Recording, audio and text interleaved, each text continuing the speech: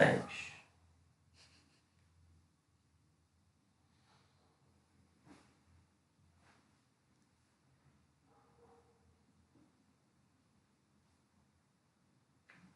Então, boa noite, amigos, né? Esse é o nosso 9º encontro da série As Parábolas de Jesus, né? Que está sendo exibida pela Rede Amigo Espírita. Hoje à noite, nós vamos falar a respeito da natureza das parábolas, né? O que são as parábolas e, consequentemente, por que razões Jesus opta por usar com tanta frequência esse recurso pedagógico, esse tipo de apresentação, né, das suas ideias principais.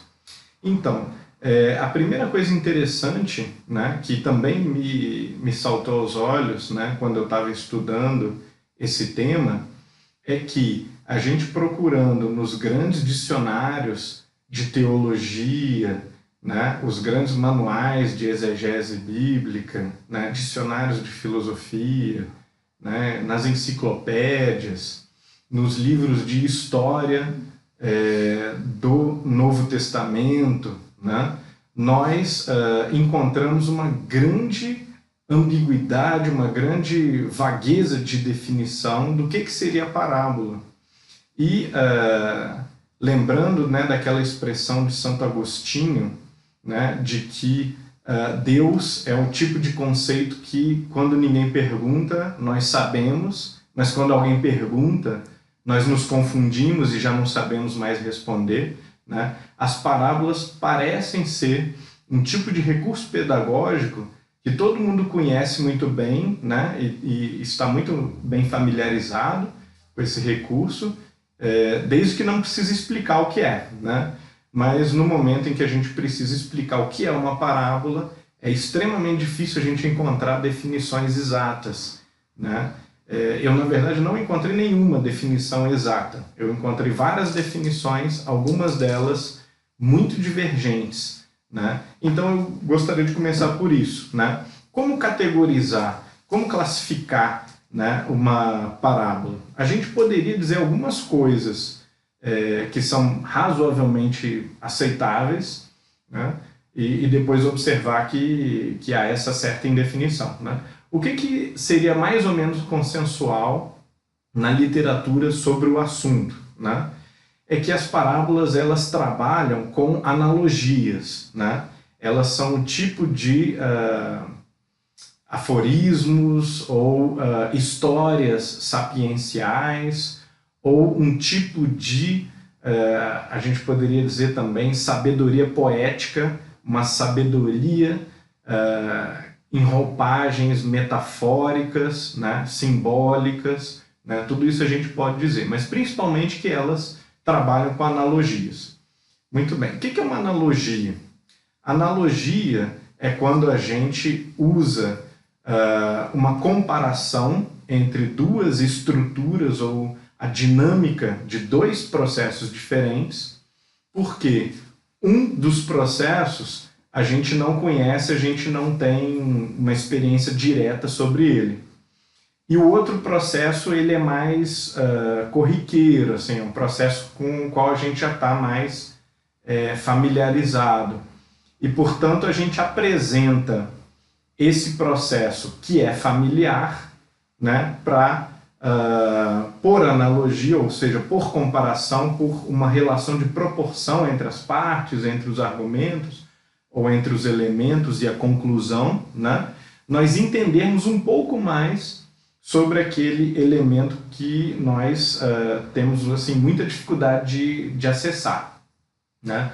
Então, a analogia, ela tem esse valor muito grande, né, em vários tipos de discurso, que é o de apresentar a estrutura ou a dinâmica de um fenômeno desconhecido através de um conhecido, né? Isso é muito importante, muito valioso. As parábolas, elas também se diferenciam de outros tipos de discurso analógico pelo fato de elas terem conteúdo pedagógico totalmente explícito. enquanto que em analogias, metáforas ou simbolismos de outra natureza, pode ser que o conteúdo principal seja o poético estético, pode ser que o conteúdo principal seja uma espécie de sensação lúdica, né? O divertimento, a distração, né?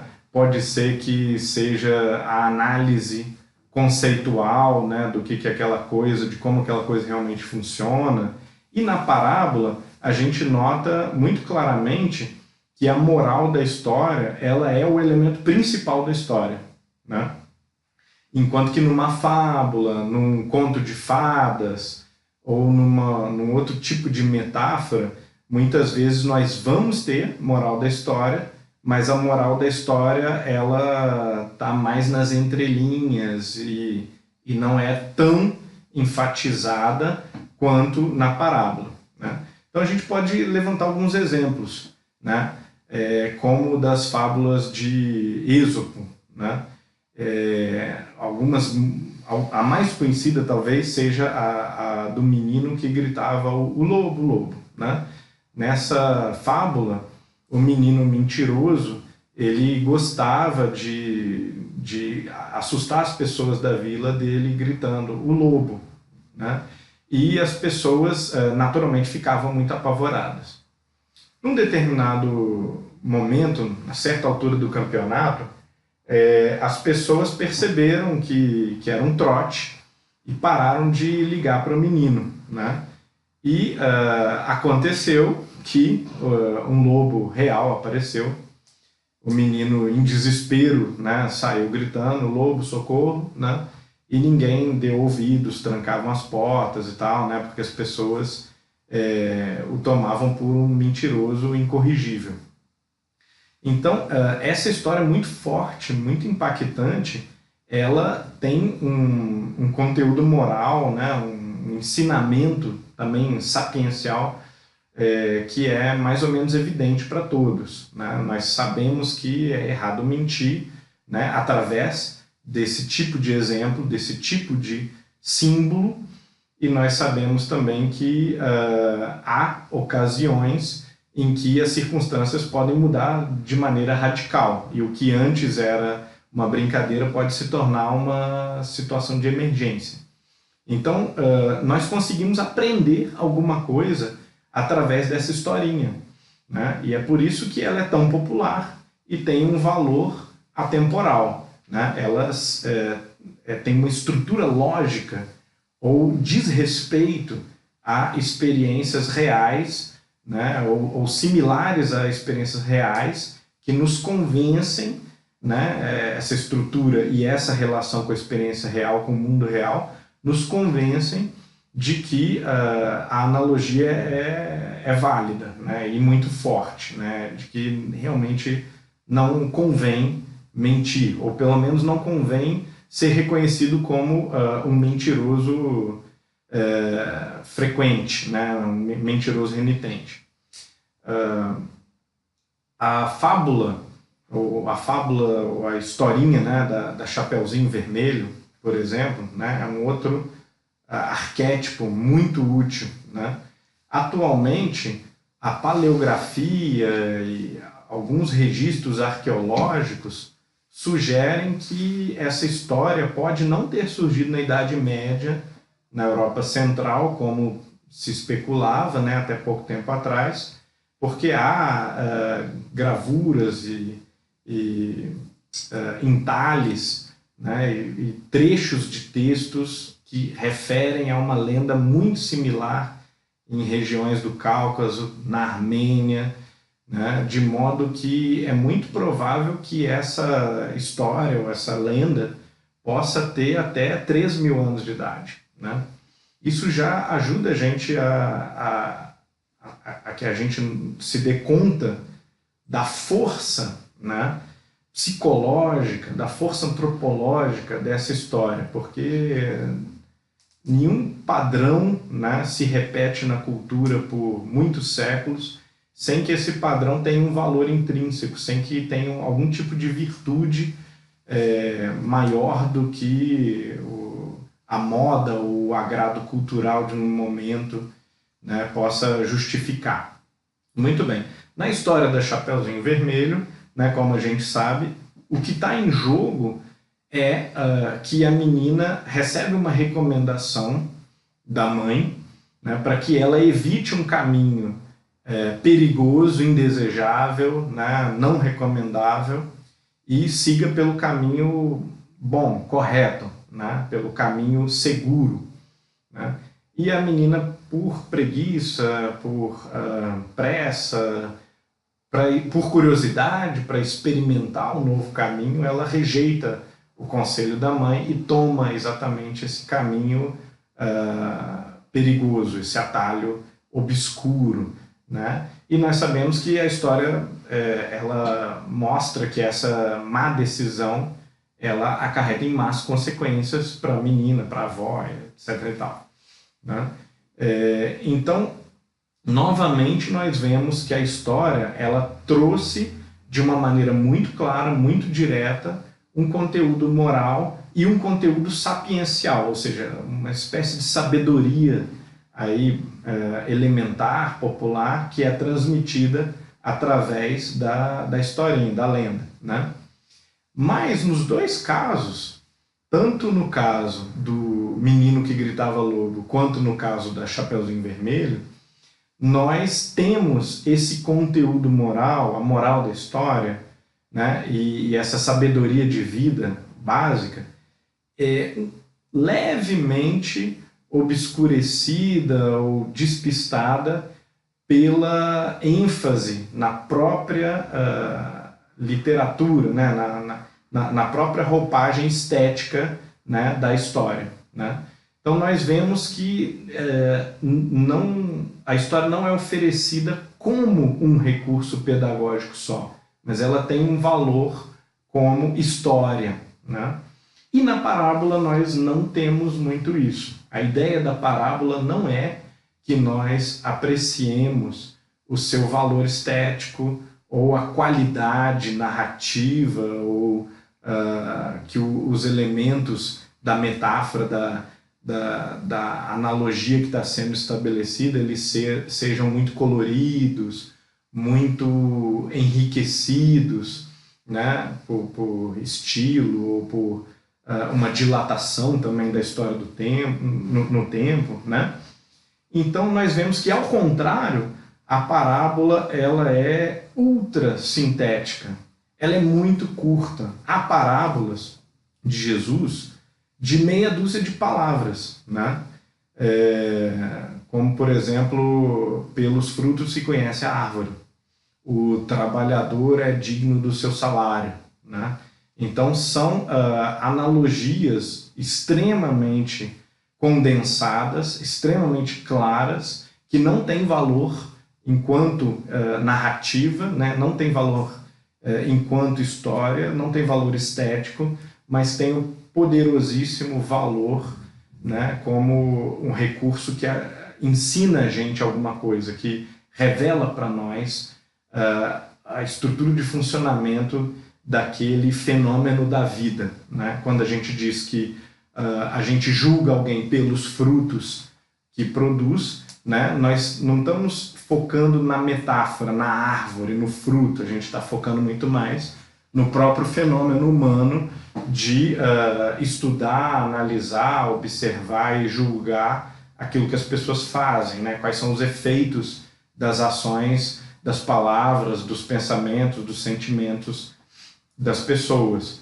Né? Então, certamente a gente pode dizer isso de objetivo, que a parábola ela é um recurso pedagógico onde justamente o ensino, a clareza, né, da analogia com a moralidade, com a espiritualidade ou com uma regra de vida, de bom proceder, né, da vida prática, é enfatizado acima de qualquer outro elemento. Muito bem. Então, a gente vê que Jesus, quando elabora as parábolas e quando as divulga, ele não está preocupado, né, com o impacto que a imagem possa causar num sentido mais literário, mais poético, mas ele está preocupado com o impacto sobre as vidas práticas das pessoas, né? Que as pessoas elas reflitam e pensem e se modifiquem, se arrependam, né? Com base naquilo que a parábola sugeriu ou insinuou. Muito bem. Isso faz com que o uso da parábola por Jesus, né, o motivo pelo qual ele opta por usar as parábolas, seja, claro, um motivo eminentemente pedagógico, né, de ensinar rapidamente, sinteticamente, condensadamente, aquilo que levaria mais tempo para explicar, né? Uma outra característica interessante é que a gente pode observar que as parábolas elas são tecidas, né? Elas são desenvolvidas sobre temas muito obscuros, né? Sobre aqueles temas, aquele tipo de tema que a gente não conseguiria compreender, que a gente não conseguiria abordar de outra maneira, né? Apesar de Jesus, em um determinado momento, dizer para os discípulos que ele revela a verdade aos discípulos e ao povo, aos não iniciados, ele oferece parábolas, a verdade é que o Novo Testamento também não mostra muito para a gente o que ele dizia para os discípulos, né? E isso é um fato um pouco estranho, né? Porque os discípulos eles deveriam ter se esforçado mais para interpretar e apresentar essa verdade em primeira mão, mas o que acontece, ao contrário, é que eles apresentam para nós muitas parábolas, né? Que é a forma como Jesus se comunicava com os não iniciados, né? Então a gente pode desconfiar do seguinte, mais ou menos, né? Isso é claro que é muito especulativo, mas a gente pode desconfiar de que esses temas, né, como Deus e a responsabilidade moral, o reino dos céus, eles, por serem temas metafísicos ou temas muito complicados, né, eles ou eram evitados por Jesus, ou mesmo quando ele falava diretamente aos discípulos, ele não falava de uma forma absolutamente clara, né? Isso pode ser uma das justificativas para a escolha, né, dos evangelistas de enfocarem justamente as parábolas e não esse ensino mais direto, mais profundo que eles recebiam de Jesus em privado, né? Essa é uma possibilidade, né?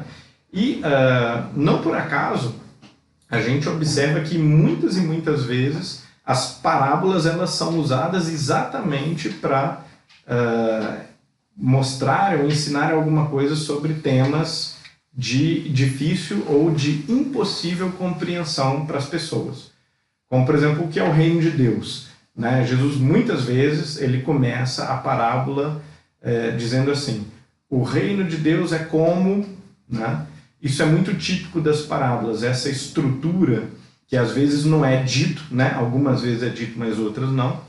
Essa estrutura do é como se, né?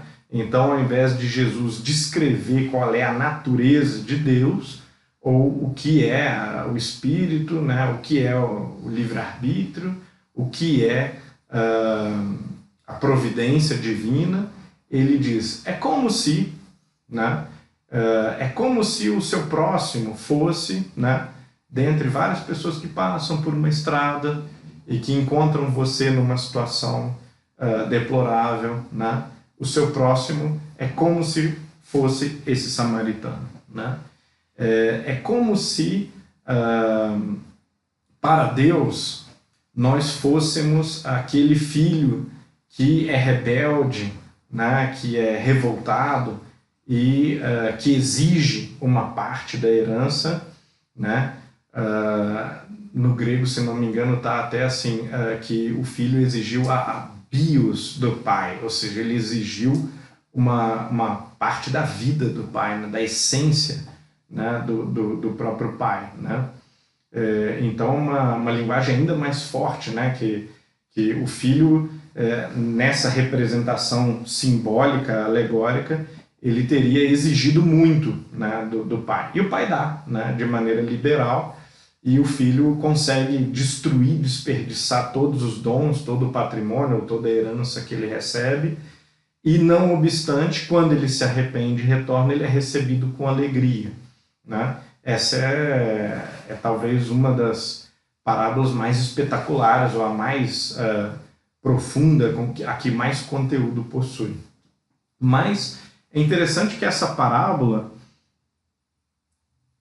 ela é precedida por duas outras parábolas, pelo próprio fato de terem temas similares e de precederem a parábola do filho pródigo. A gente observa claramente que elas são parábolas preparatórias. Olha que interessante, né? Jesus usa, então, essas duas mini parábolas para preparar o ouvinte para uma coisa muito mais complexa, né? E a gente consegue entender se a gente compara as três na sequência, né? A primeira é a da dracma perdida, né? A dona de casa perde uma dracma, é uma moeda muito valiosa, né? Imaginem que existisse notas de R$ 500, né? E você tem 10 notas de R$ 500, e você perde uma nota dessas, né? Então, apesar de você ter outras 9, qualquer pessoa, né, vai revirar a casa, vai olhar em todos os bolsos, abrir o armário e tal, vai correr atrás dessa dracma, dessa moeda muito valiosa, né? Então, o fato de a pessoa ter várias dracmas não significa que ela vai desprezar ou ignorar a perda de uma, né? E isso mostra para nós de uma forma muito clara, né, que apela para a nossa experiência mais banal, mais cotidiana, que o valor de uma coisa não é anulado pelo fato de haver várias coisas similares, né? No caso da ovelha, né, o número de ovelhas aumenta, né? São 100 ovelhas, né? Então, alguém poderia imaginar que o valor de uma ovelha individual fosse anulado ou fosse muito diminuído. Mas Jesus conta que qualquer pastor que tivesse uma ovelha perdida, extraviada, que tem, né? Porque é isso que pastores fazem, né? Eles vão com o rebanho, né? Conduzem o rebanho ao curral, né? E uma vez que o rebanho está protegido, né? Atrás da cerca, ele sai correndo, né? Pela noite afora, atrás daquela uma ovelha perdida, né? Então, uma vez garantida a segurança da maioria das outras, ele vai se esforçar, vai correr, vai querer, né, encontrar aquela que foi corrompida, que se desviou, que se transviou, né? E até encontrar, e quando encontrar vai se alegrar, vai haver um grande regozijo por esse reencontro, né? E exatamente isso acontece a seguir na parábola do filho pródigo. A gente observa que vai ser isso que vai justificar a alegria, né, do pai ou do fazendeiro, que é uma metáfora óbvia para Deus, né, para a recuperação, o resgate e o reencontro com o pecador, né? Então, através dessas parábolas, Jesus nos diz que o mal vai ser perdoado, né? Que todo o pecado, todo o erro, todo o desvio, né, vai ser readmitido e perdoado, e a pessoa vai ser reincorporada ao reino de Deus, né? Esses sentidos assim, mais evidentes, eles, por alguns estudiosos, são classificados como parábolas de analogia com a experiência, né? Quer dizer, um pastor perde uma ovelha, ele vai atrás da ovelha, né? O trabalhador é digno do seu salário, né? Então, há parábolas que fazem referência à vida imediata das pessoas, a coisas que de fato acontecem nas nossas vidas. Por outro lado, há parábolas que são muito mais metafóricas, né? e que não correspondem a uma experiência real, né? Como, por exemplo, se a sua fé for grande o suficiente, você pode dizer à montanha que ela se atire ao mar e a montanha vai se atirar ao mar, né?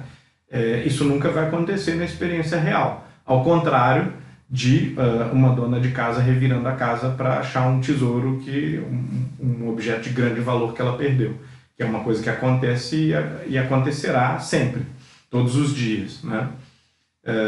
Então, algumas parábolas não têm esse enraizamento, essa referência direta com a experiência, mas através das outras a gente consegue entender que essa metáfora mais forte, né, esse símbolo mais agressivo e menos vinculado à experiência real, ele quer justamente, por analogia, descrever algum outro tipo de fenômeno que, no caso, é religioso ou moral, que é também muito intenso, muito drástico, muito diferente da experiência cotidiana das pessoas. Muito bem. Então, eu vou observar aqui, vou ler um pequeno trecho de Santo Agostinho, que não é apresentado como parábola, mas para mostrar para vocês como é que a fala poética ou a metáfora em outros contextos pode funcionar também mais ou menos como uma parábola, né? Ensinando para a gente aquilo que, em teoria, ou por uma conceituação mais dura, mais analítica, a gente não conseguiria compreender.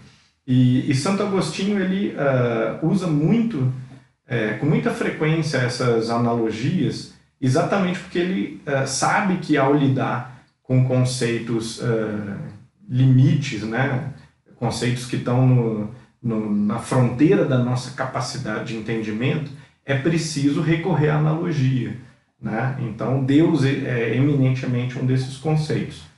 Vamos ver aqui que esse que foi um dos maiores, né, das maiores mentes da história humana, né, produziu para nós como forma analógica de compreensão da natureza de Deus.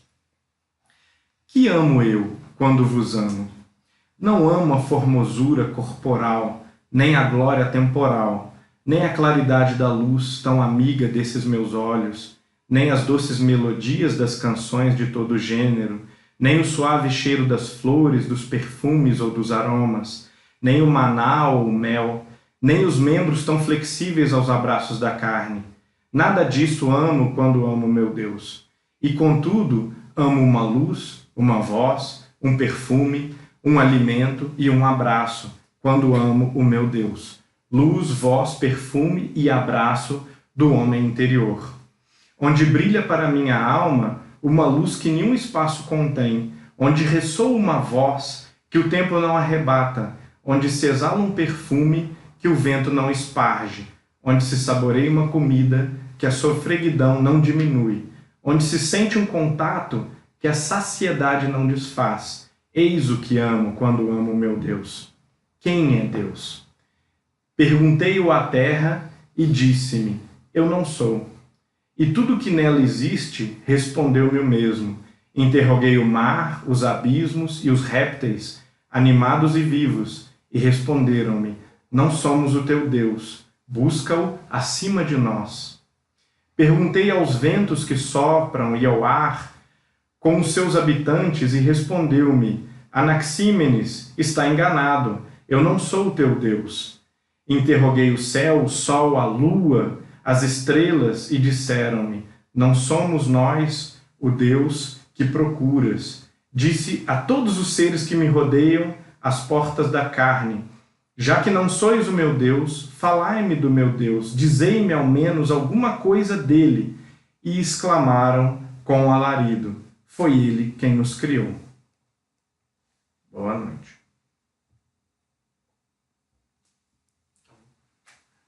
Podemos fazer algumas perguntas? Pode fazer. Quer fazer algumas?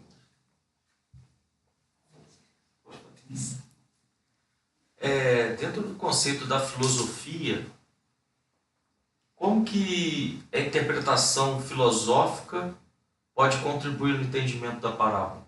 O que é filosofia Porque dentro do espiritismo, muitas pessoas ainda têm essa dúvida do que é filosofia e como ela pode ser importante para decifrar os enigmas das parábolas.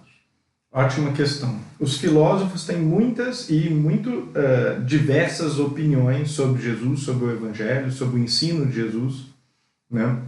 E, claro, não haveria tempo possível, nem 1000 horas, para a gente abordar todas essas perspectivas. Mas é importante fazer algumas distinções, né?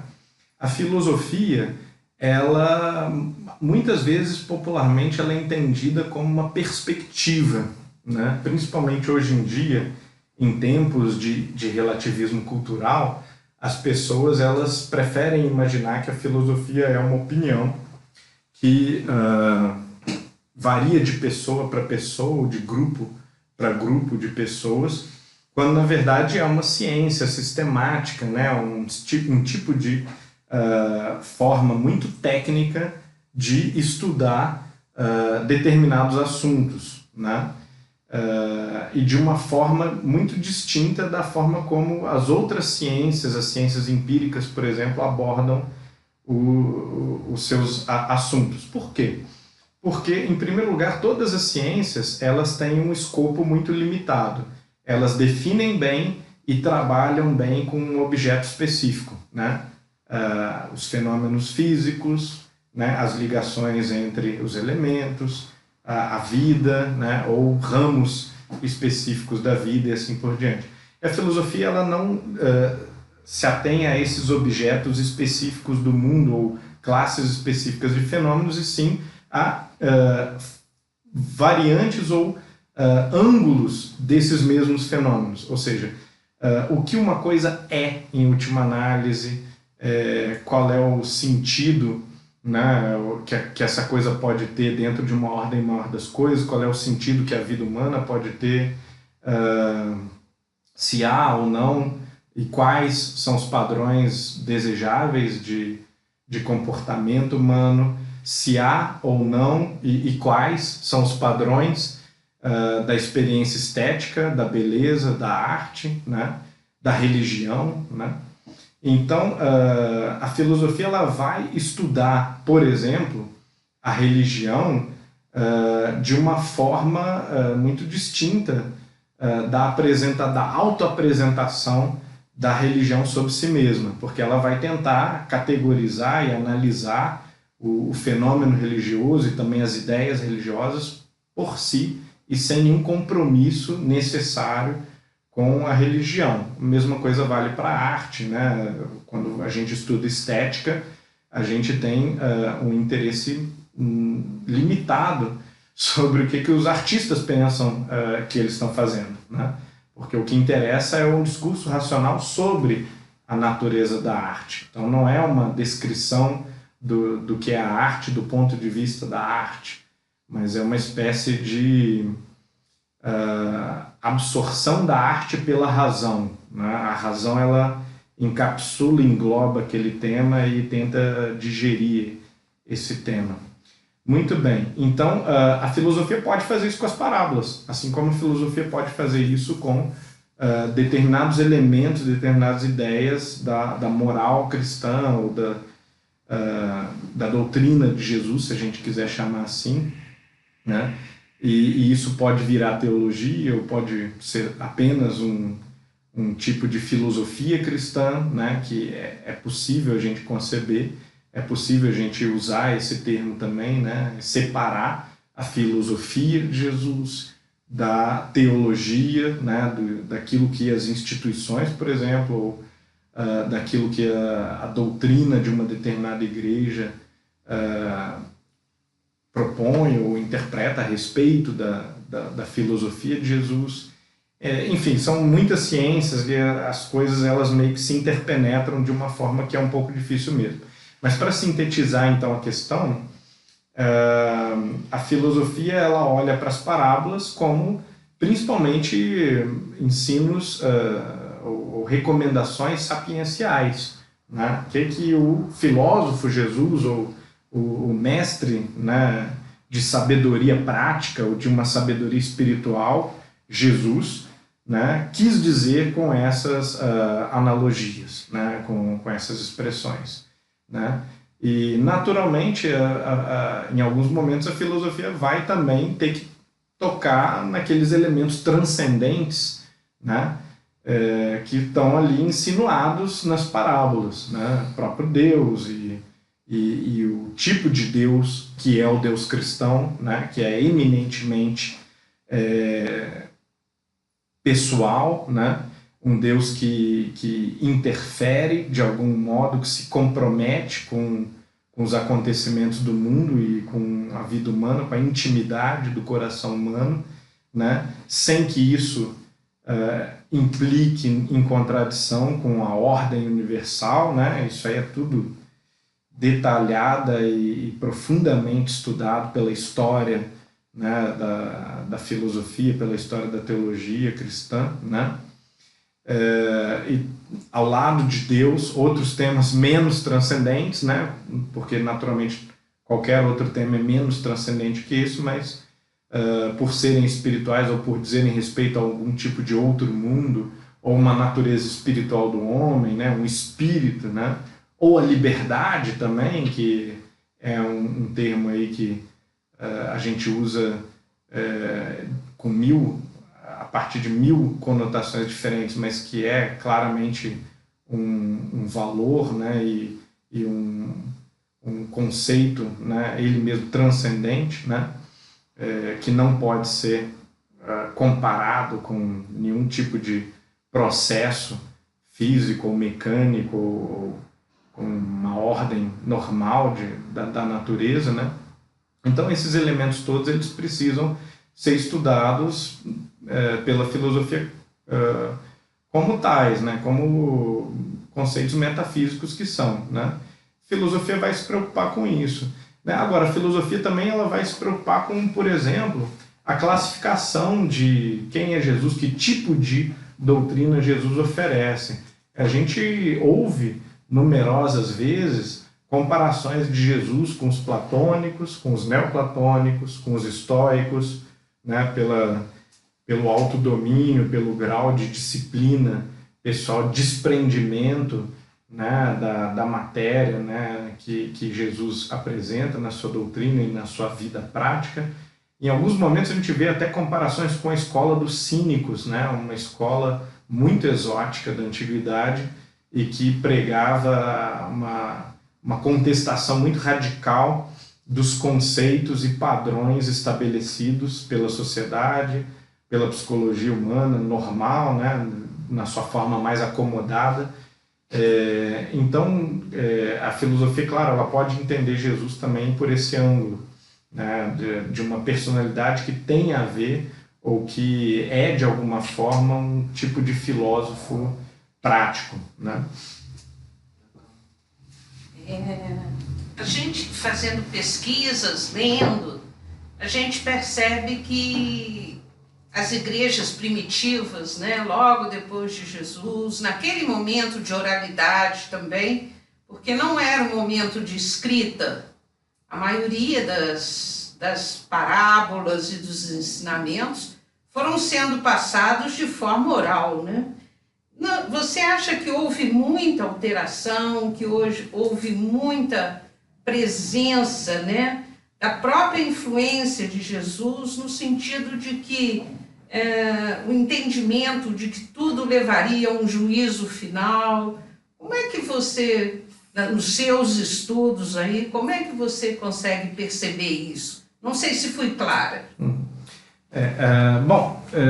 Em primeiro lugar, há muita especulação a respeito disso, né? De que poderia haver uma alteração muito grande ou radical, né, entre o ensino de Jesus, entre o que foi registrado originalmente pelos apóstolos ou por discípulos diretos dos apóstolos e o que seria o livro que nós temos hoje, a Bíblia como nós temos hoje, o Novo Testamento como nós temos hoje, né?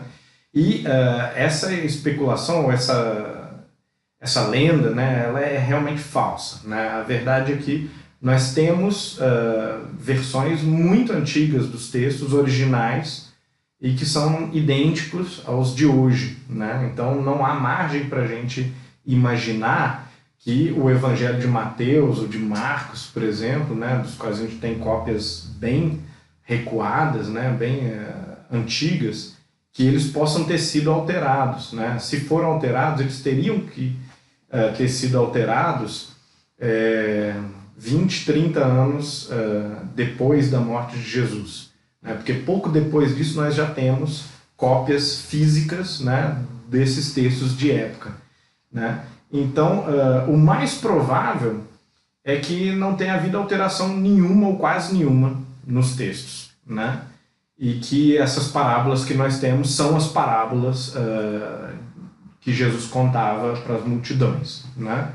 Isso é muito bom porque dá para a gente confiar nelas. Por outro lado, a gente pode também fazer a análise racional da doutrina de Jesus, que é o mais recomendável, né? Inclusive, o Espiritismo prega isso, né? Que a gente faça a análise racional de toda e qualquer ideia, seja de inspiração transcendente, né, do mundo espiritual, seja de épocas muito recuadas, da época de Platão, de Jesus, né?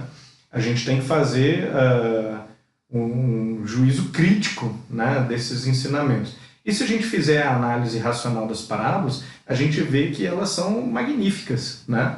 Elas têm beleza poética, elas cumprem a sua função, ensinam exatamente aquilo que elas pretendem ensinar.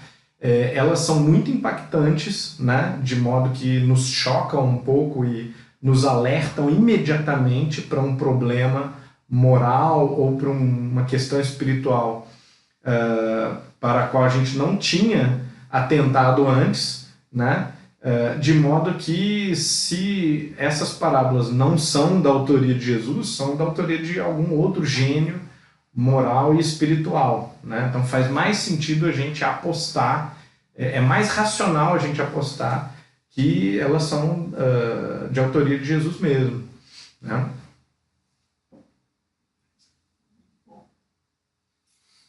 Como você percebe a filosofia no Evangelho segundo o Espiritismo? Como é que Kardec sistematizou? Tá de cima a baixo, né? Porque o que Kardec tenta fazer é exatamente isso que a gente está dizendo, né? Ele apresenta os trechos dos evangelhos e faz comentários detalhados, minuciosos, tentando dar o sentido ou destrinchar, digamos assim, o sentido real por trás daquelas metáforas, das alegorias, passagens ambíguas, né? Kardec propositalmente sublinha, né? E chama a nossa atenção para as passagens mais polêmicas, mais ambíguas, né? Eu não vim trazer a paz, né? Eu vim trazer a guerra, né? E pôr o irmão contra o irmão, né? O pai contra o filho, assim por diante, né? Então, quer dizer, essas passagens, a princípio, incompreensíveis ou estranhas, que a gente preferiria negligenciar, são justamente as passagens, talvez, que ele mais evidencie para mostrar para nós que, olha, ou há algo errado com essas passagens, ou elas têm que dizer alguma coisa diferente do óbvio, alguma coisa que está ali despistado ou protegido por uma casca de metáfora maior do que a normal, né? Então, esse é o estudo que a gente deve fazer, né, do ensino de Jesus ou de qualquer outro ensino, né? Não é por ser, por a gente acreditar que é de uma ordem transcendente ou que vem por inspiração superior que a gente vai deixar de dar a essas palavras, a essas imagens poéticas, o mesmo estudo crítico, lógico, né, a mesma análise rigorosa que a gente dá a qualquer outro discurso de qualquer outra pessoa, né?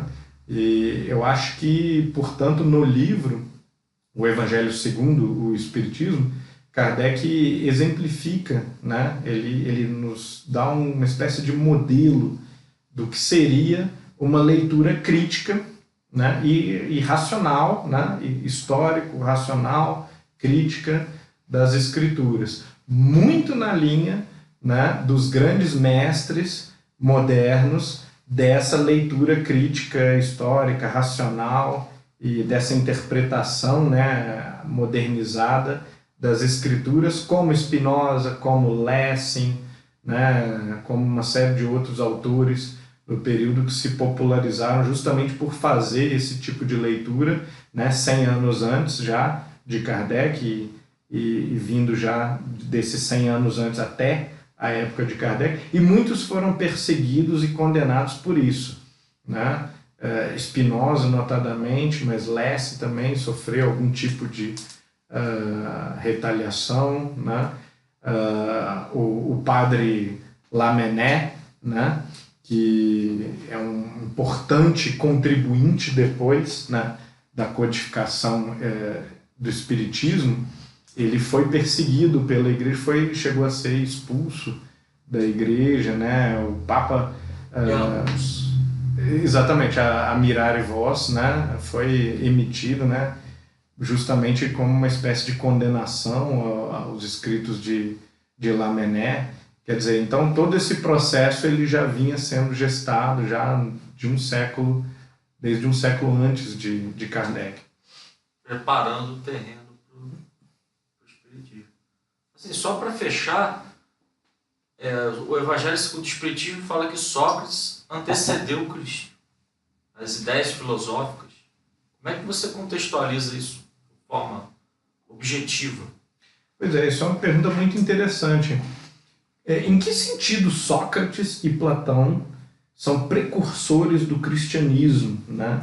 A própria colocação, né, dessa questão, a própria afirmativa, ela já deixa muito claro que para Kardec ou para o Espiritismo, né, Jesus ele deve ser entendido também ou principalmente como filósofo, como um pensador ou como, né, se a gente não quiser dar a ele o nome filósofo, porque isso soa uma coisa, né, soa muito profissional por um lado e técnico por outro lado, né? Jesus não era nem um profissional da filosofia nem alguém que tivesse um discurso técnico, né? A gente pode usar outros termos como um mestre de sabedoria prática, né? E o Espiritismo evidentemente enxerga Jesus dessa forma, até por traçar essa analogia entre Sócrates e Platão e Jesus, né? E não é uma analogia forçada, né? Essa é uma analogia que foi vista por outras denominações cristãs, né? Muitas vezes, repetidas vezes, né? Então, grande quantidade de autores, né? Ortodoxos até, né? de várias igrejas diferentes, enxergam uma relação óbvia entre Sócrates e Jesus, ou entre Platão e Jesus, por serem autores que defendem a primazia da moral, da ética sobre todos os outros assuntos, né, mundanos, do materialismo, antimaterialistas, radicalmente antimaterialistas, e antimaterialistas não por crença, mas por razões, né, muito claras, né, que é a incapacidade de justificar a vida humana, o sentido da vida e a própria moralidade a partir de uma perspectiva materialista, né?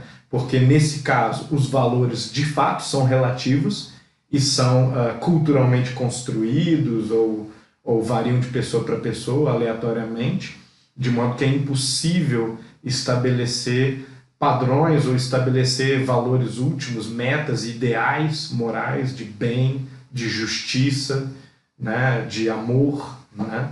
Então, nesse sentido, a gente pode dizer que Sócrates e Platão, como Jesus, são pensadores que transcendentalizam e que espiritualizam, né, intensamente, né, a humanidade, né? São grandes contribuintes do movimento de espiritualização da humanidade, né? Mas a gente também, de uma perspectiva perennialista, a gente pode dizer que a maioria dos filósofos, a maioria dos religiosos de todas as denominações imagináveis se associam, estão juntos nesse movimento coletivo de espiritualização da humanidade. Construção. Beleza, fechou. Tá legal.